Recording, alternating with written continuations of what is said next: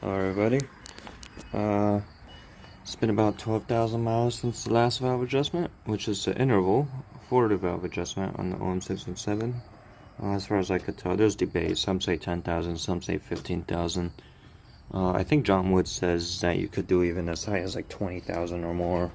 And I guess there's some truth to that. You know, you can get away with not doing a valve adjustment for a long time on these, especially if you don't drive them hard.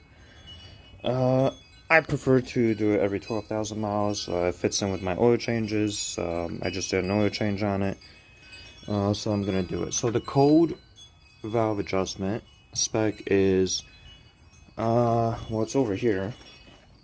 So if you read that, well, it's kind of faded, but it says, well, okay, so on a cold engine below 30 Celsius is 0.1 millimeters for the intake valves and 0.35 millimeters for the exhaust valves, and you add 0.05 on a warm engine. So on a warm engine, it's like the oil, 1540, so 0.15 for the intake, 0.40 for the exhaust. It's a cold engine. I have done it on a warm engine before, and actually the last time I adjusted the valves was on a warm engine, and actually it was perfect. It ran beautifully after that. So, you know, if you want to do it on a cold engine or a warm engine, it's up to you. It really doesn't matter. I would argue that the engine is always consistently warm, you know, 80 to 90 Celsius, but it might not be consistently cold. You know, if you're doing it in winter where it's, you know, -5 Celsius, you could argue that it would be more advantageous to do it on a warm engine. I don't know, that's just my opinion. So, first thing, I'm gonna pop this off and move it out the way. Take that off. So tools that you will need. Discard this. I broke the thing off that, so I use that to turn that. So you will need a 13 with an extension. A little bit of a swivelly extension is helpful, but you don't need that. Let's see. I like to use these trim tools to get the links off of here, you know, like that. You could just kind of pop it off nice and easy. You could use a screwdriver, or you could even sometimes use your hand or pliers, whatever, but you know, I think the trim tools work great for that. Let's see. I like curved tip syringes with automatic transmission fluid to re-lubricate the ball sockets. Okay, let's see. I kind of lost track where I was. I had a small interruption. Anyway, so take this temperature sensor off. That is for the blower motor when to turn on, from what I understand. At least that's what I think it is. Get that, you know, decently out of the way so it's not getting into an argument with the everything else. Okay, also what you would need, valve adjustment wrenches. You can make these. They look like that. You know, but I bought these from Kent Bergsma. Yeah, I don't know. I like them. And you will need these little, you know, flat, if I were to focus, these little flat, fueler gauges. Okay, so I'm gonna put that there. Alright, so first thing, pop that ball socket off. Also, you want to get that clip off. Don't lose it if you don't have another one. If you drop it down there, it's gonna be a pain to find it, and you need that. So I'm gonna put the camera down to get that off carefully. There it is. So now this part of the throttle linkage is free. Now I'm gonna pop this off. Okay, so we popped one link off. We got the other link that's popped off. Gonna pop that one off. Okay, and then you're gonna grab this and you're gonna feed it through. It's a pinchy thing, you know. So you're gonna feed it through like that. Might use two hands for that. No, actually I will use two hands because you can pinch this boot, and you know, you don't necessarily need the boot, but you know, hey, it's a boot, it's there, why not try to preserve it. Get that out of the way, and then what you do, you pop this one off, And that should be everything. So yeah, you take everything off. That's 1, 2, 3, what, 4, and then plus that clip, so that's 4 links you got pop off. I used to take these off and just move the whole linkages and stuff aside, and have the valve cover without this stuff. But the valve cover is aluminium, so you'd be stressing out the threads in the valve cover, and it's more work, honestly. John Wood says you need to take the cruise control motor off. I was able to get the valve cover on and off in seconds without removing the cruise control motor. So no, you do not need to remove the cruise control motor. At least not on the OM617.951A. That's on like my 84-300 SD. I'm pretty sure the orientation of the cruise control motor is the same on all OM617s with the electronic cruise control. Okay, so you got these 13 millimeters. Try not to drop them. I do got new fasteners with washers. I don't know if this is the right size. I'll let you know, but I don't know. I think that's the size. I'll see. If not, I could just reuse the ones I had there on there anyway. Okay, let me get that off, and then I'll pull the valve cover off. I am delighted to say that it is M8 by 1.25, or by 1 point. Yeah, that's what I said. The reason why you can reuse them, but the reason why I'm putting new ones on is, like the idiot that I am, I've kind of over tightened it on the valve cover. I think a lot of people over tighten them, and I kind of mess up the valve cover a tiny bit. It doesn't leak from there, but this is a little bit of an amateur error that I've made a while ago when I first had this car. And actually, I will show you a modification that I made to get this valve cover to stop leaking. Okay, I'm gonna find a way to put this phone down so I can show you how I take this valve cover off, and hopefully I don't make a fool of myself. Alright, I think I got everything off. So sometimes I get lucky enough to get off in seconds. Let's see if I do. Wiggle. Kinda gotta fight it sometimes.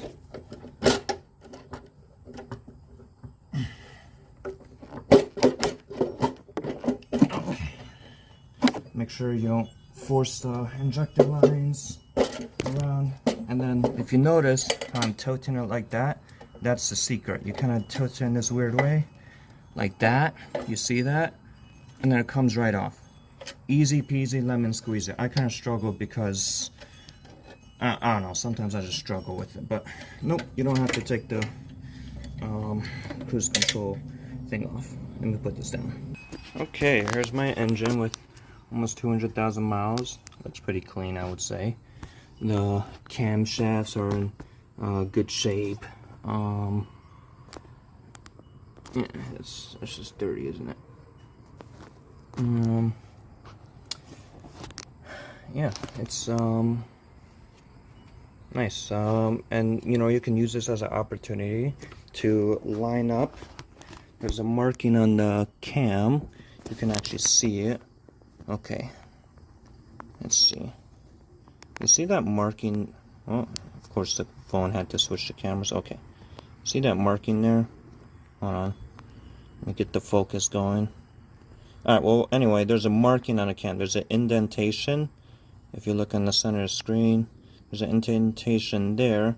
You line it up with that notch there, and then you look at where the crankshaft is. Alright, let's just do that now, actually. Why not? Let's just do it now. They say don't use the power steering pulley to crank it. I've always done it. My belt is adjusted properly. It's got some decent tension on it, and if you push on that pretty good and you just turn it by there, I think it's right hand thread. I don't know. I haven't loosened it, so it should be fine. I don't know. The few valve adjustments I've done, I didn't have a problem. However, to get the engine rotating quickly, you can use a pair of pliers to bump the starter via this and this one. You just kind of do that and you can bump the engine over. But for getting it precisely positioned to where the engine doesn't rotate the opposite direction, because if the engine goes this way, the timing chain is no longer accurate. The engine needs to continuously be going this way for the timing chain to be under the correct tension directionally to maintain accuracy. So I'm gonna line up those marks and then I'll show you how to check the timing chain wear. By the way, what you could do to make it easier to rotate by the steering pulley is to bump the starter, hold the starter for like a revolution or two. That'll kind of loosen up the engine a little bit. Brake free. That I don't know. I think it might be a placebo, but I got that mark mostly lined up. It's not perfect, but if you look down here, if I get the light on there, it shows I have, what was that, about 3 degrees of wear. Now I did overshoot a little bit, so it's more like 2.5-ish, something like that. Let's see, 1, 2, 3. Yeah, so according to that indication, it's 3. It's not the most accurate, but your limit for normal engine is 6. You could push as high as 8. I think you'll be fine, but 6 is like the safe limit to replace the timing chain. Don't replace the timing chain, that's fine. The timing chains don't tend to go on these engines. If it stretches past 6 degrees, yeah, replace it. But a lot of people, they don't use the correct tool to get the master link in and all that stuff, and then you blow up in OM617 because that master link loosened. So anyway, all right, now for the valve adjustment. Here's how the valves are oriented: exhaust, intake, intake, exhaust, exhaust, intake, intake, exhaust, exhaust, intake.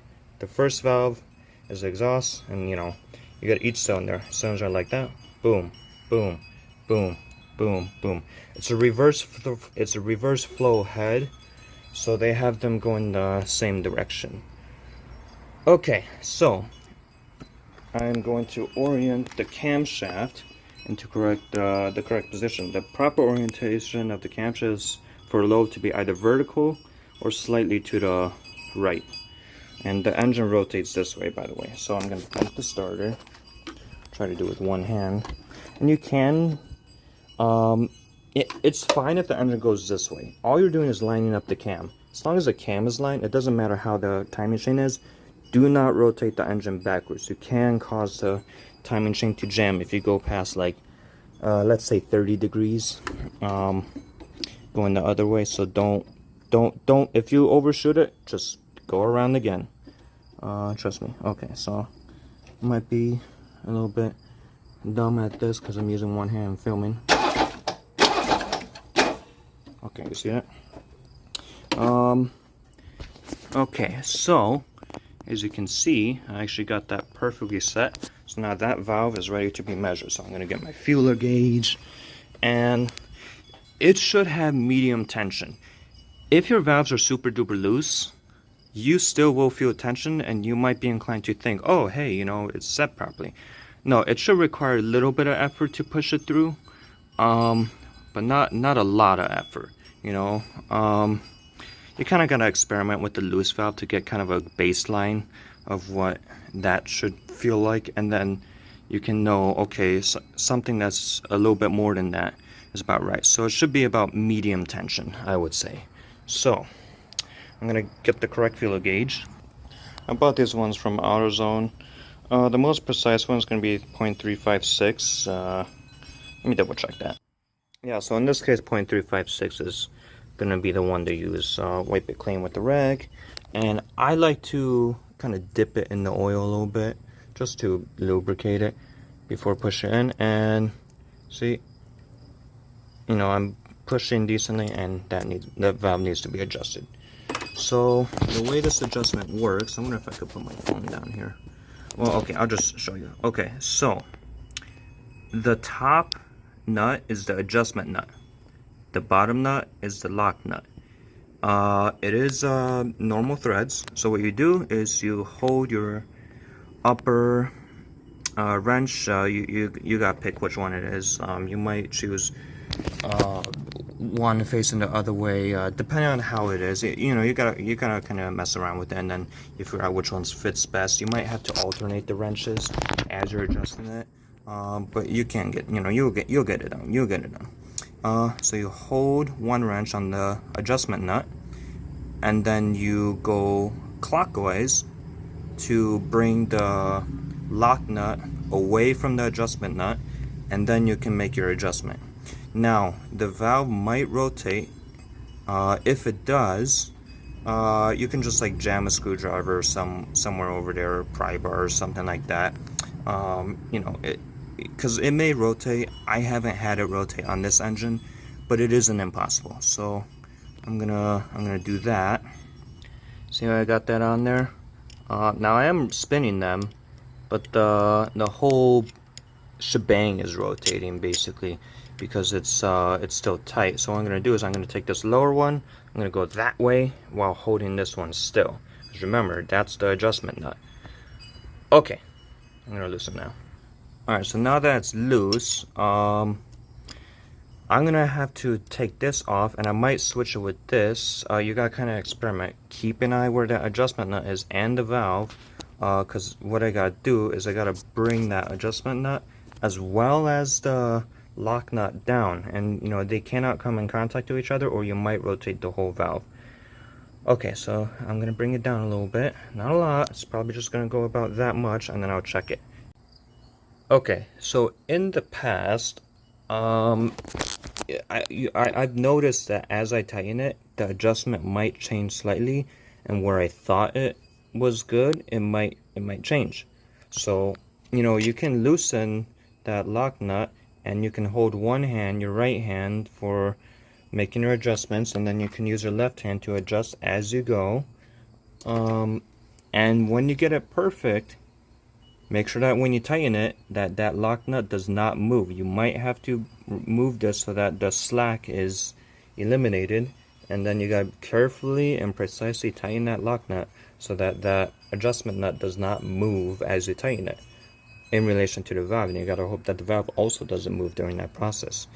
You know, it's a bit of a skill, I guess. I don't know, but always make sure you measure the valve after you've tightened it. Always do that, because it might change. So yeah, I'm gonna get back to it. So yeah, I tightened it, I measured it, and yeah, now it's in a good spot. See how that it is? It takes just a little bit of effort. See how it kind of took a little bit of effort to get it started? Now if I lubricate it, just the slightest amount of effort, but if I get it kind of angled at a certain way, the effort goes down just a little bit, but I could still feel the effort. That's perfect.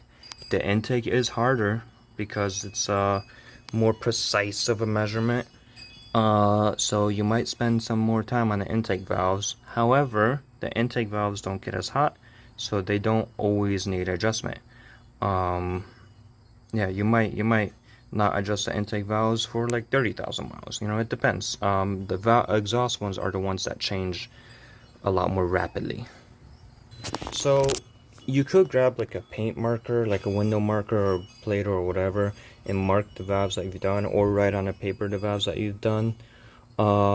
And you can jump around, you know, if you find another camshaft lobe that is in the right position.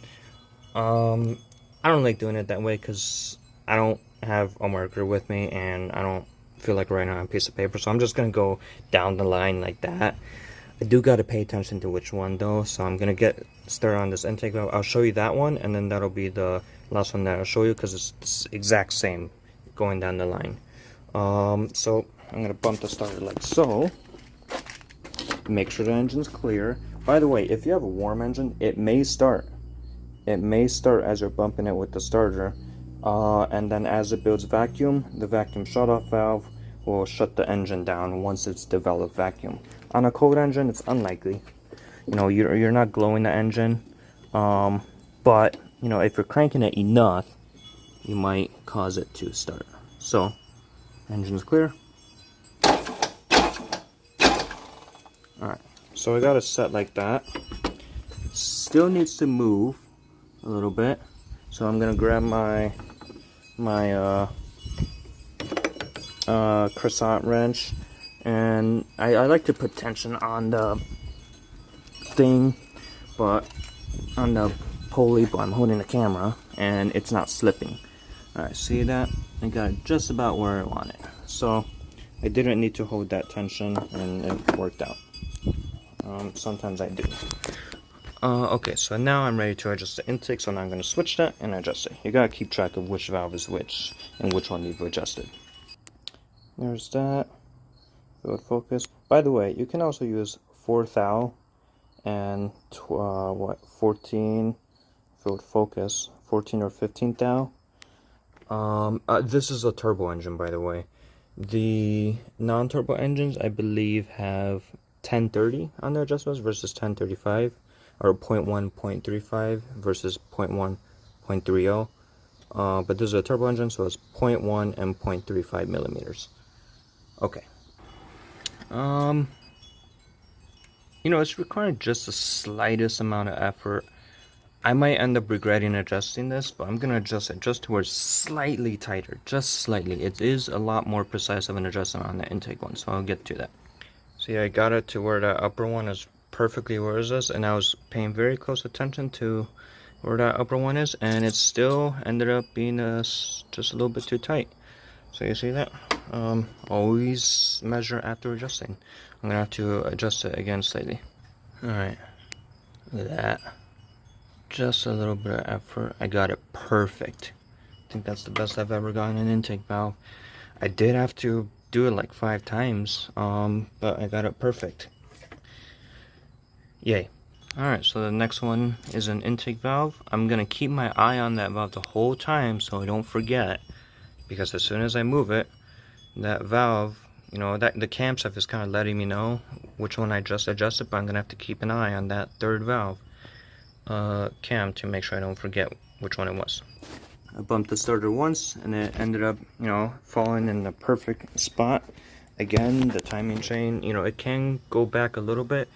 Doesn't matter if you're just adjusting the valves. If you're measuring the timing chain or setting up the injection pump, the rotation must maintain the correct way. It cannot go back even a millimeter. But that's for like timing stuff. This is just valve adjustment. So, yeah. So now I'm gonna measure this one. Let's see what that one's at. Is just barely loose. I could get away with not adjusting this, but I'm gonna adjust it anyway. You know, why not? You know. Perfect. Okay, I'm gonna finish up the rest of the valve adjustment, bang it all out, and then I'll continue the video. Okay, so the gaskets are reusable, but I think I over tightened it the last time, so I'm just gonna replace it. This was a genuine Mercedes gasket. I put a L-ring. Was that L-ring? Yeah, I put an L-ring gasket on.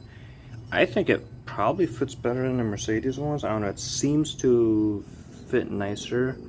I think. I don't know. It might just be a placebo. But yeah, I got the gasket on there. I dried the valve cover where the gasket meets. I also dried the engine where the gasket meets, and then putting the valve cover on is the exact same process. So this is level. You're gonna kind of start like that, get it around that cam sprocket, and then it kind of like rotates like that, and then it goes, it kind of plops on. You kind of, you know, you got, it's more of an experience thing. You know, you might find difficulty, but you get the hang of it eventually. I will say though, make sure that there's nothing in the way. Make sure there's no zip tie back there to pinch the gasket. I had a severe oil leak one time for that reason. Make sure there's nothing in the way. Make sure that when you put it down, make sure this doesn't get jammed. It can get jammed, and then you go to tighten it, and then you realize that this is being held up. So make sure that this is well out of the way. Just make sure everything is out of the way. You know, be sure of it. Okay, I'm gonna get it on now. You know, getting this phone set up is like difficult. You know, I got like caught between the water bottle and the wrench. It's on the power steering reservoir, or the whatever, brake reservoir. Okay, let's see. You gotta be kind of precise with it. Make sure it doesn't, the gasket might come off. You just gotta hope that it doesn't. If it does, then you kind of gotta start over. Okay. See that? I'm gonna get these return lines out of the way. Just very gentle. And when it's just on top, just boom, falls on perfectly. See how easy that is? You don't need to remove the cruise control module to do this. And you don't need to, it doesn't go straight up. It will not go vertical. You have to go like that. You know, kind of, you know, it kind of got, you saw it, you saw it. So, I was expecting it to be slightly more difficult, because it is difficult. Make sure it sits level. Oh, you know what, I forgot to show you. On the valve cover, you have these stops on the bottom, which are designed to prevent over tightening of the gasket. However, the valve cover might warp, and you might tighten it. You might tighten it a lot, you might tighten it a little. No matter what, you can't get those stupid Velcro gaskets to leak. So what you can do is you can take your angle grinder and grind down that surface so that the actual gasket mating part is lower than the shim, so that it's no longer you know, shimming it or stopping it from being over tightened. And the other ones are on the inside, so make sure you keep the inside all covered up so the metal shavings don't go on the inside, because it can go in like those little like PCV or whatever galleys. Yeah, and yeah, so once you get that shim, now the valve cover will sit level. So if you find that your valve cover kind of wobbles like a chair, you might want to take your angle grinder and you know, get those stops to be a no factor. So now it does sit perfectly level, it doesn't move, it's beautiful. So now I'm gonna put some new washers and some new nuts on it, and I'm gonna make a conscious effort not to over tighten. It really doesn't require a lot. You're literally going like wrist tight, and maybe just a tiny bit more than wrist tight, you know, like what, 15 Newton meters tops, maybe 20 tops. It's not something that you'd want to torque. Of course, going in a little bit of a sequence. I'll probably just go boom, boom, boom, boom. There's only 4. Or I might just go like that. You know, just, yeah. You know, just don't over tighten it. Alright, so I got some washers on there. Wavy washers are arguably better. You know, maybe next time I'll get some wavy washers and use that to accompany the regular washer. But, you know, I haven't had it loosen with just this. So yeah, I'll tighten it now. Okay, so I literally just went wrist tight as my wrist can go, and then just went a tiny bit more than that with the handle on all 4. You know, I was just kind of going like boom, boom, boom, boom, boom, boom, boom, boom. You know, just kind of going on all kinds of like zigzags and stars and all kinds of stuff. I'm gonna check it, see if it leaks later on, see if they loosen, but that should be good. You can get these new gaskets for the oil cap. I find that one of the new ones I got on Pelican Parts, one of the new ones, pelicanparts.com. The one is just not enough unless you make sure it's like pretty clean. This is just not clean enough, honestly, and it won't leak, you know. But if it's like oil, like if you take it off, add oil, put it on, and you don't clean both that and this, it'll leak. For me, it does. So I have another gasket on the way. I'm just gonna have 2 layer on top of each other, and I think that'll solve the leak. Make it easier. So I'm gonna make sure that now that I tightened it, I should have done that before I tightened it, honestly. That's not pinching anything. I didn't feel it pinch anything. It sat level. I mean, you saw it sat level, but it doesn't hurt just to make sure. Yeah, that zip tie is there, but it's not being pinched. I did actually cut that zip tie because it did pinch and I had that severe oil leak. Okay, so now this can go back on like that. And actually, I'm gonna take my curved tip syringe, and I'm gonna lubricate everything that I can get to, especially the stuff that I took off. So I'm gonna lubricate that. I'm gonna lubricate that. If you see any dirt, like I see a little bit there, I'm gonna clean that. I'm gonna lubricate that. I'm gonna lubricate them all. I'm gonna lubricate here, on top of here, here, and all that stuff. Make sure that's on like so. Yeah, so I got everything on. By the way, when you adjust this, which is you gotta do, it should have just about like 1 millimeter of play. You see that? Just about 1 millimeter of play before it starts to be under tension. That's where that bolt and cable adjustment should be. That's the standard adjustment. You can adjust it other ways to get higher or lower shift points, but that's how Mercedes had it set from factory, and it drives really nice from that. The higher RPM you set it to shift, as in it's under more tension, the more firmly it'll shift under light throttle especially. So I'll keep that in mind. And yeah, everything's lubricated. Every single thing is lubricated. And this is my auto delete. Yeah, I put my temperature, my blower motor temperature sensor, blower activation temperature sensor, and I think that's that. I'm just gonna do a little once over, and yeah, that's the valve adjustment. So then you start it, and you know, I might as well start it. You know, why not? You know, we did the whole everything, so I'm gonna do it once over, then I'll start it. Now, mind you, it is a cold engine, so I'm gonna glow it, and I'll start it.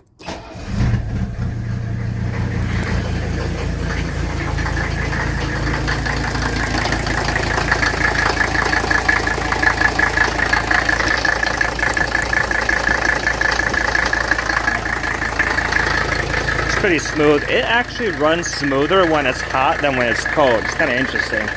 I do got to put a new turbo on it. It is leaking. That's a slight misfire you heard. It is oily in the intake. It's a triple K turbo, so it's not like I could rebuild it myself. But yeah, no funny noises. Runs pretty well. The refresh rate is going to cause it to have a wobble effect, but that's not what it looks like in real life, of course, even though it's pretty smooth now. And yeah. So yeah, that's that. It runs, there's no scary or funny noises. And yeah. Alright, well, thanks guys for viewing my video.